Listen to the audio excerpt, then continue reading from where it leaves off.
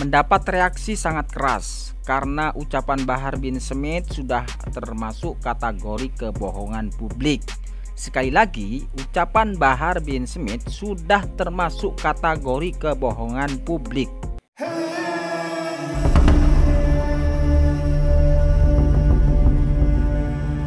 Oke, assalamualaikum warahmatullahi wabarakatuh. Kembali lagi bersama Chong Aap di channel AADJ. Salam NKRI.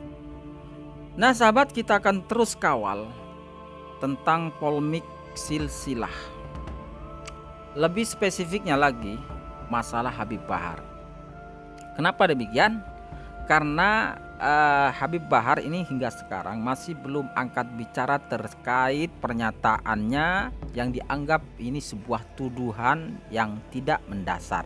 Dan pernyataan Habib Bahar ini tidak bisa kita anggap remeh. Nah ini akan menjadi sebuah pemahaman yang menyesatkan terhadap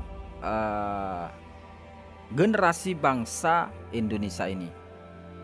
Kenapa? Keberadaan Wali Songo ini sangat berarti sekali, dominan sekali tentang keberadaan Nusantara ini.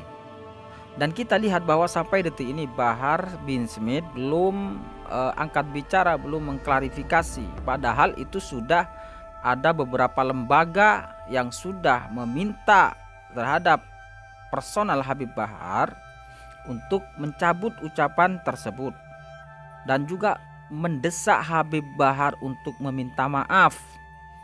Tetapi kita lihat hingga saat ini Habib Bahar masih belum melakukan apa-apa, belum melakukan reaksi apa-apa terhadap pernyataan-pernyataan yang sudah membuat kacau, sudah membuat kegaduhan di negeri Nusantara ini.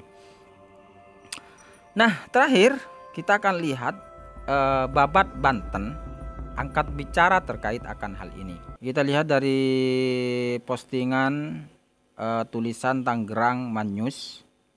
Babat Banten mendesak klan Ba'alawi harus bertanggung jawab atas pembelokan nasab Wali Songo. Nah, kisruh nasab antara oknum Ba'alawi yang bernama Bahar bin Smith dengan zuriyah Wali Songo belum menemukan titik temu.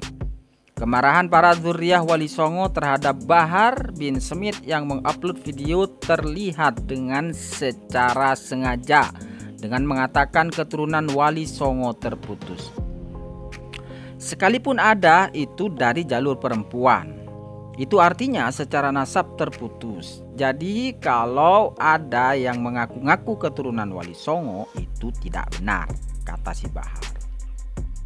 Nah, ungkapan Bahar ini mendapat reaksi sangat keras karena ucapan Bahar bin Smith sudah termasuk kategori kebohongan publik. Sekali lagi, ucapan Bahar bin Smith sudah termasuk kategori kebohongan publik. Dan hal ini sangat berbahaya bagi umat, bangsa, dan negara. Sebab banyak dari para ulama, kiai, guru ngaji, pejabat, jenderal, pengusaha, pimpinan partai politik atau pimpinan lembaga tinggi negara memiliki nasab tersambung kepada Wali Songo. Dalam video tersebut, Bahar bin Smith juga mengatakan apabila ada yang tidak puas silakan hubungi Robitoh Alawiyah atau Naqabah Ashraf yang telah menulis surat ini. Begitu kata si Bahar. Jadi melempar permasalahan ini kepada Robitoh Alawiyah.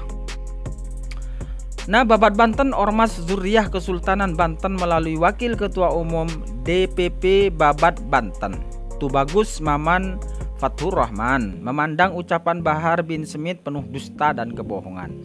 Sebab faktanya Wali Songo memiliki keturunan yang masih eksis hingga sekarang. Padahal jelas di kitab Syamsul Dhahiroh termasuk anak keturunan Wali Songo hingga generasi ke-14. Apakah fakta ilmiah ini bisa dibantah oleh Bahar bin Smith? Itu sebuah pertanyaan.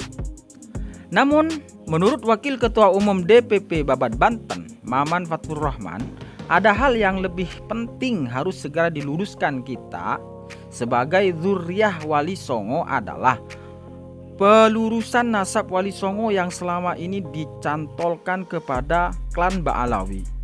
Padahal fakta sejarahnya Wali Songo bukan merupakan bagian dari klan Ba'alawi.